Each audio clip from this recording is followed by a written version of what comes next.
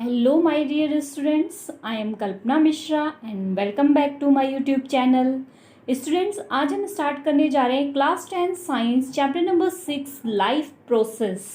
वैसे तो साइंस का चैप्टर नंबर 6 है, लेकिन अगर हम बायोलॉजी की बात करें तो बायोलॉजी का ये हमारा चैप्टर 1, ठीक है।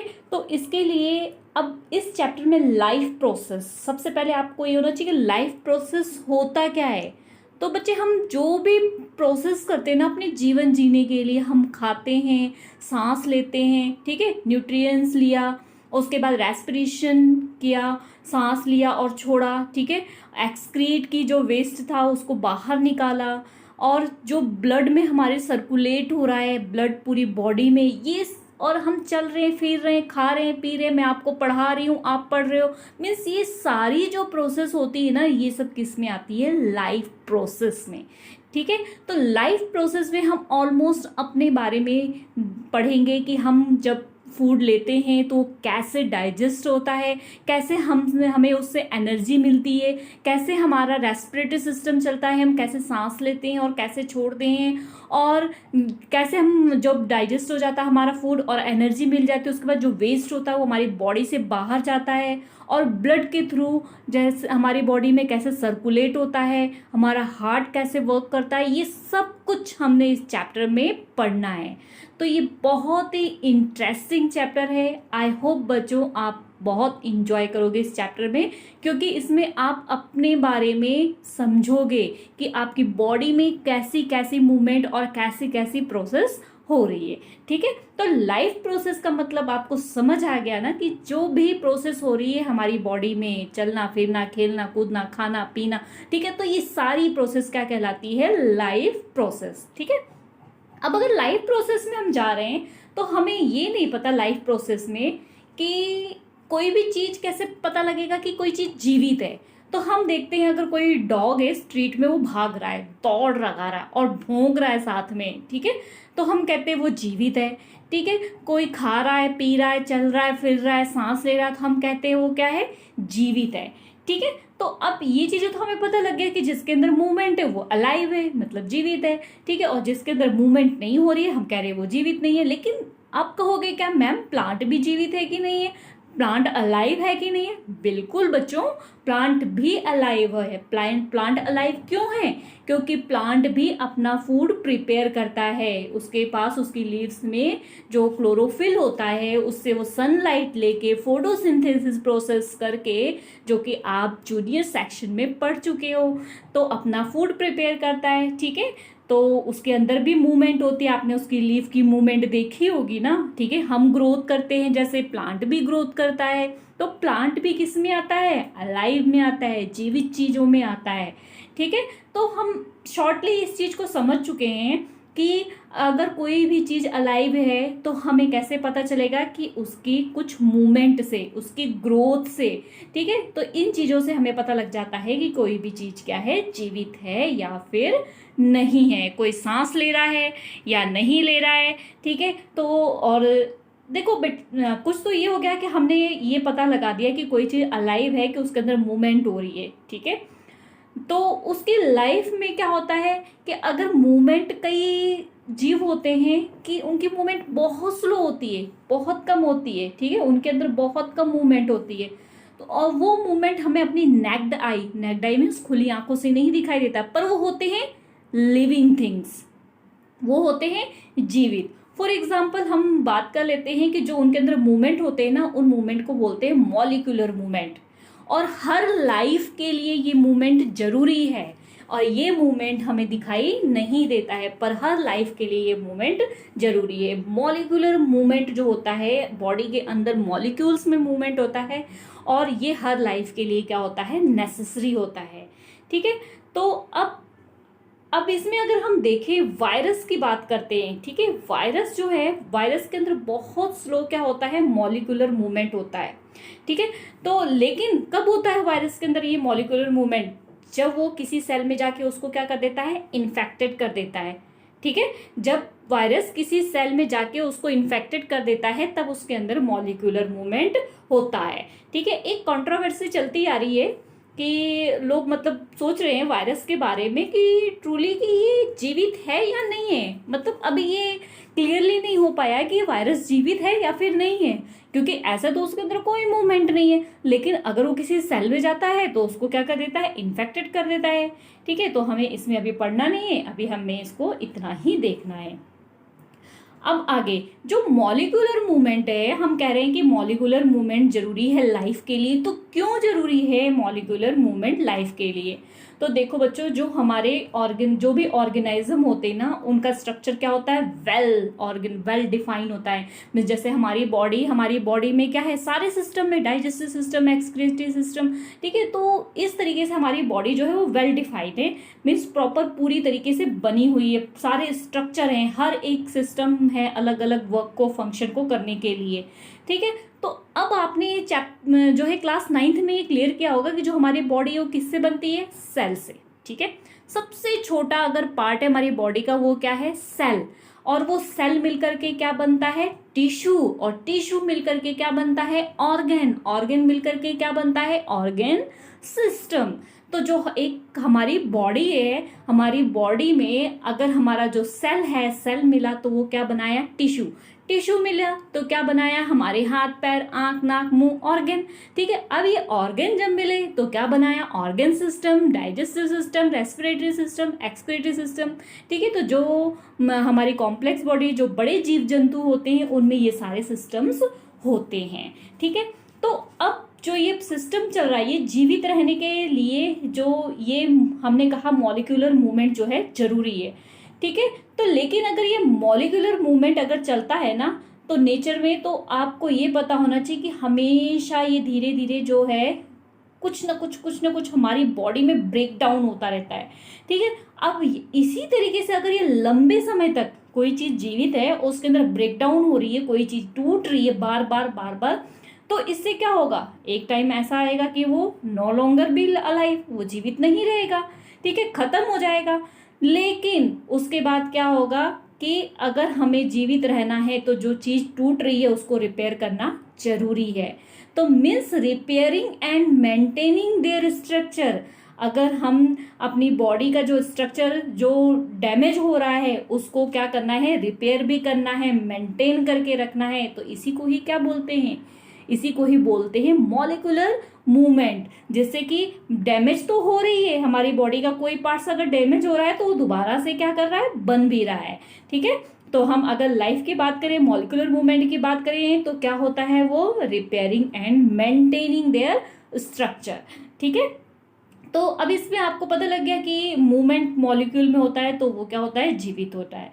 ठीक है, नेक्स्ट हमारा पार्ट है जो question, what our life process. Life process क्या होता है, तो हम ये कह सकते हैं कि जो मेंटेन करता है हमारी बॉडी को, रिपेयर करता है, ठीक है, उसे हम क्या बोलते हैं, लाइफ प्रोसेस। तो इसमें इसका जो है आगे भी इसका पार्ट दिया हुआ है, हम अगला पेज देखते हैं। अगर हम लाइफ प्रोसेस में डेफिनेशन की बात करें तो क्या बोल सकते हैं कि the process which together perform this maintain job our life process. मतलब जो मिल करके हमारी मेंटेनेंस जॉब को कर रहे हैं उसी को ही क्या बोलते हैं, लाइफ प्रोसेस। ठीक है, अब इस लाइफ प्रोसेस को करने के लिए बच्चों मेन क्या होते हैं सिस्टम, मेन सिस्टम देखो कौन कौन से होते हैं। एक तो यहाँ पर देखो क्या है, न्यूट्रिशन। ठीक है, दूसरा क्या है यहाँ पर, रेस्पिरेशन। ठीक है, और उसके बाद हमारा क्या है, उसके बाद है ट्रांसपीरेशन, और उसके बाद क्या है, एक्सक्रीशन। ठीक है, ट्रांसपीरेशन मीन्स जो ब्लड हमारी पूरी बॉडी में यहाँ वहाँ चारों तरफ घूम रहा है ना, उस सिस्टम को क्या बोलते हैं, ट्रांसपीरेशन। एक्सक्रीशन जो हमने खाया पिया डाइजेस्ट किया जो वेस्ट था उसको हमें रिमूव करना है बॉडी से, तो उसको क्या बोलते हैं, एक्सक्रिएशन। अगर इसकी हम डेफिनेशन देखें तो these waste product are therefore needed to be remove from the body are discarded outside by the process. मतलब जिस प्रोसेस, अगर हम वो प्रोसेस जो हमारी बॉडी से वेस्ट को क्या करता है, बाहर करता है, ठीक है, हमें जरूरत होती है उस वेस्ट को शरीर के बाहर निकालने की, तो उस प्रोसेस, जो प्रोसेस उसमें हेल्प करता है उसे क्या बोलते हैं, एक्सक्रीशन। ठीक है, और ट्रांसपीरेशन क्या होता है कि ट्रांसपीरेशन जो हमारी बॉडी में क्या करता है, carry food oxygen from the one place to another in the body. हमने खाया, ठीक है, खाने से हमें उसको एनर्जी मिली। अब वो एनर्जी हमारी पूरी बॉडी में जाएगा कैसे? वो हमारी पूरी बॉडी में जो है ब्लड लेके जाएगा। वो ब्लड किसके थ्रू लेके जाएगा? वो फूड में जो भी एनर्जी थी ऑक्सीजन के थ्रू क्या करता है, पूरी बॉडी में लेके जाता है। तो इस प्रोसेस को क्या बोलते हैं? ट्रांसपीरेशन। ठीक है, तो ये तो हम अभी शॉर्ट्स में इसको समझ रहे हैं, बाद में पूरे चैप्टर में हमने इसको अच्छे से डिटेल में पढ़ना है। रेस्पिरेशन क्या होता है? हम ऑक्सीजन ले रहे हैं, कार्बन डाइऑक्साइड छोड़ रहे हैं, ये रेस्पिरेशन है। ठीक है, means the process of the acquiring oxygen from the outside the body and to use in the process of breakdown of food sources for the cellular need is what we call respiration। हमने क्या किया? जो food खाया उस food को break down करके energy जो हमें लेना है वो कहाँ से हो रहा है?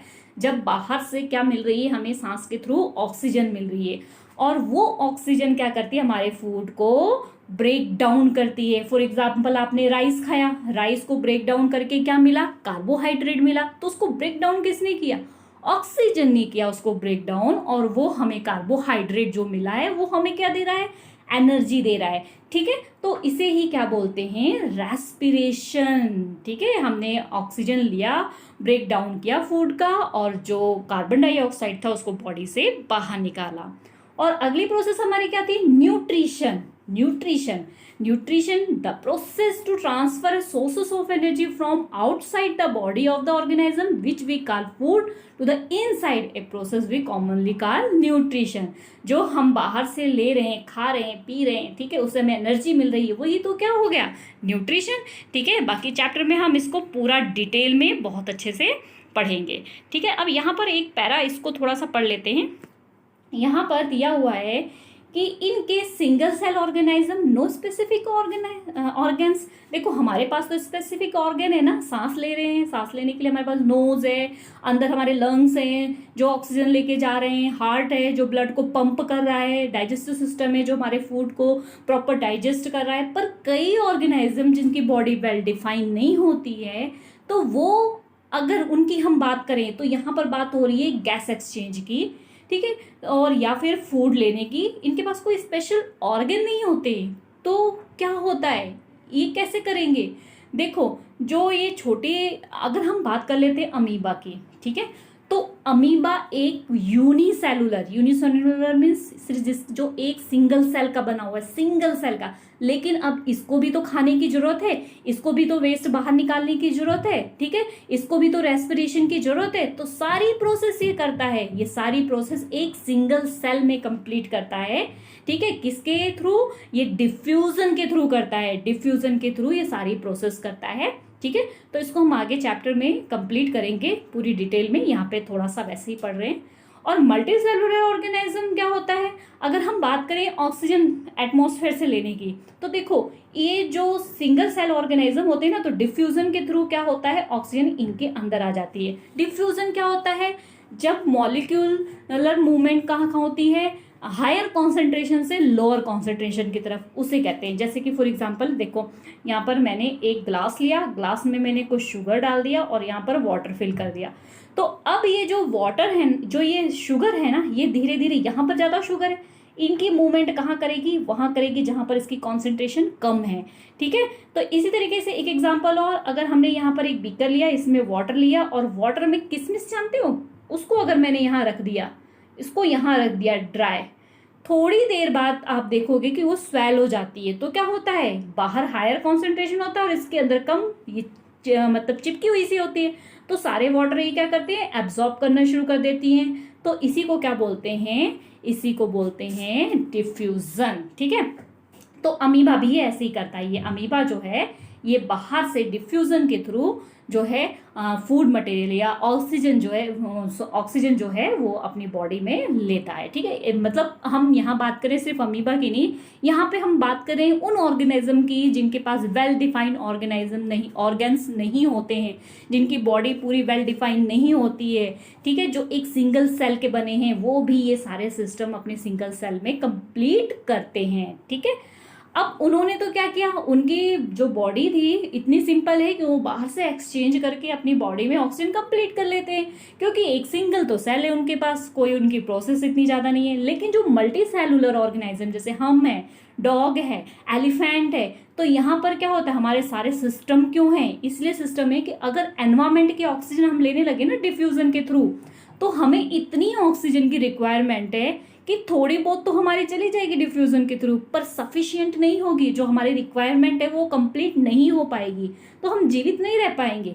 इसीलिए मल्टी सेलुलर ऑर्गेनिज्म जो है वो डायरेक्ट जो है कांटेक्ट से ऑक्सीजन जो अंदर लेगा उससे उसकी रिक्वायरमेंट पूरी नहीं होगी, इसलिए उनके पास क्या होता है, सारे सिस्टम जो होते हैं वेल डिफाइन होते हैं। ठीक है, तो आई होप बच्चों ये चीज़ आपको अच्छे से समझ आ गया हो। ठीक है, नेक्स्ट पार्ट है हमारा न्यूट्रिशन, उसको हम नेक्स्ट वीडियो में देखते हैं। ये हमारा इंट्रोडक्टरी पार्ट था। आई होप बच्चों आपको ये अच्छे से समझ आ गया है। तो नेक्स्ट पार्ट हमारा होगा न्यूट्रिशन। ठीक है, तो न्यूट्रिशन में हम कैसे खाना खाते हैं, कैसे वो डाइजेस्ट होता है, पहले हम प्लांट्स के बारे में पढ़ेंगे, फिर यूनिसेलुलर ऑर्गेनिज्म के बारे में पढ़ेंगे, फिर ह्यूमन बीइंग के बारे में पढ़ेंगे। ठीक है, ओके स्टूडेंट्स, आई होप आपको ये टॉपिक अच्छे से समझ आ गया हो। तो प्लीज़ वीडियो को लाइक जरूर कर देना, और चैनल पे अगर आप नए व्यूअर्स हो तो चैनल को सब्सक्राइब कर देना और बेल आइकन को दबाना मत भूलना। मिलते हैं नेक्स्ट वीडियो में, तब तक के लिए बाय बाय।